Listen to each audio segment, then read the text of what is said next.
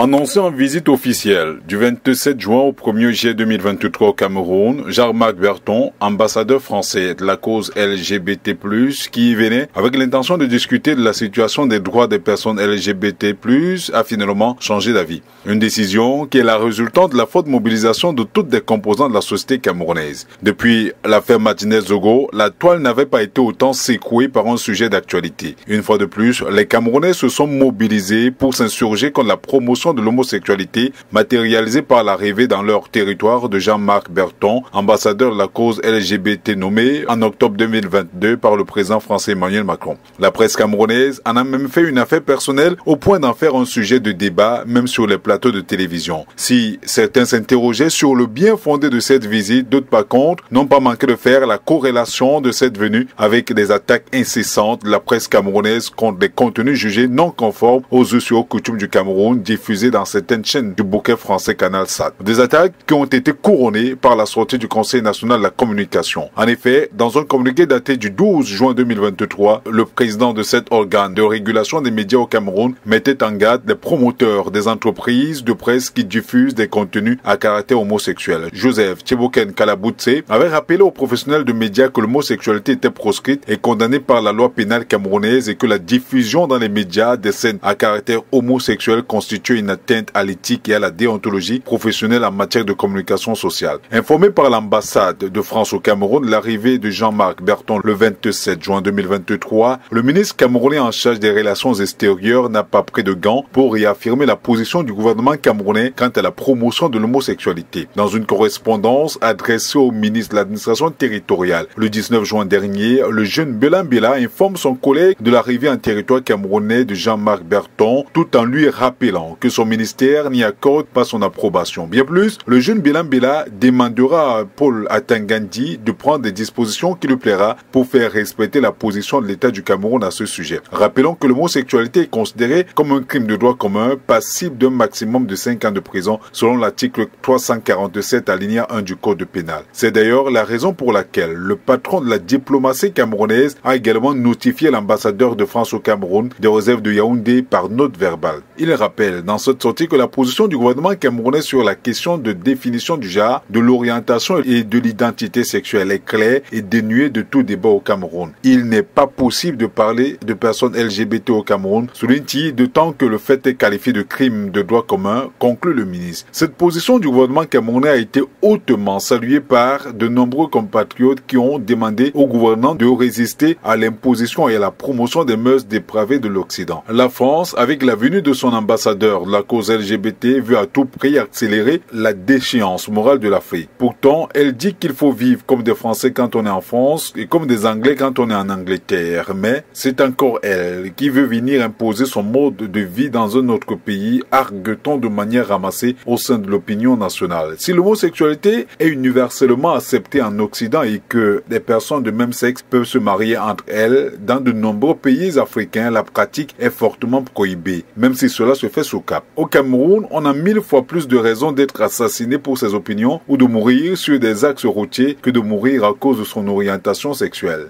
Malgré la pénalisation de cette pratique, plusieurs membres du gouvernement ont été accusés à tort ou à raison des pratiques homosexuelles, mais ils n'ont jamais été interpellés pour cela. D'ailleurs, tout récemment encore, des images d'une ancienne lionne indomptable en plein débat sexuel ont circulé sur la toile sans que cela n'ait eu une incidence sur sa liberté. Des scènes de ce genre prolifèrent au sein du corps social sans que cela ne meuve personne. Pour de nombreux observateurs des faits sociopolitiques, loin de discours politiquement corrects, les autorités administratives camerounaises devraient faire preuve de courage pour suivre aveuglement l'exemple du Qatar qui, lors de la Coupe du Monde 2022, avait fait savoir explicitement qu'il ne voulait aucun discours dans ce sens sur son territoire. La décision avait été fortement critiquée, mais ces responsables politiques sont restés droits dans leurs bottes. Parce que si tel n'est pas le cas, le Cameroun aura maille à faire dans l'avenir. Parce que les mauvaises pratiques ont la peau dure et la communauté LGBT n'est pas prête à lâcher du lest.